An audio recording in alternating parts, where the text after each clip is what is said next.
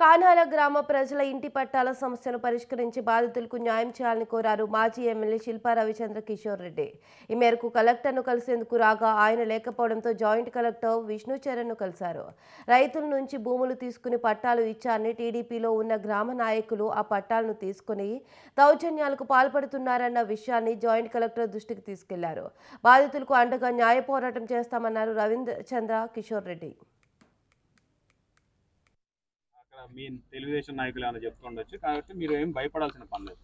ఆ రోజు మీకు పట్టాలు జగనన్న కాలనీలో ఏవైతే ఇచ్చినామో దాని అన్ని కానాల్లో ప్రభుత్వ భూమి లేకపోతే ఏ రకంగా ఆ రోజు అసైన్డ్ భూములని అక్కడ ఉన్నటువంటి ఆ రోజు రైతన్నలని కన్విన్స్ చేసి సాగు చేస్తున్నటువంటి రైతన్నల్ని కన్విన్స్ చేసి ఆ భూమిని తీసుకొని గవర్నమెంట్ మళ్ళీ తిరిగి పట్టాల రూపంలో ఏ రూపంగా అయితే ఇచ్చామనేది వారికి వివరించడం జరిగింది. ఆ రోజు ప్రభుత్వం అంటే అది వైఎస్ఆర్ ప్రభుత్వం కావచ్చు, లేకపోతే గతంలో ఇచ్చినటువంటి ప్రభుత్వ స్థలాల గురించి కూడా కావచ్చు. ఎందుకంటే గతంలో 86లో కూడా ఇప్పుడు మంత్రిగా ఉన్నటువంటి ఫరూక్ గారే ఆ రోజు ఎమ్మెల్యే. మరి ఆయన ఇచ్చినటువంటి స్థలాలు కూడా గతం తర్వాత ఎవరు వచ్చినా సరే తిరిగి వెనక్కి లాక్కున్న పరిస్థితులు లేవు.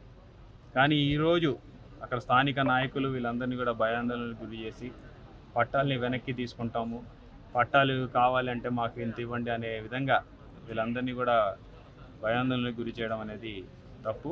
కాబట్టి అదే విషయాన్ని కలెక్టర్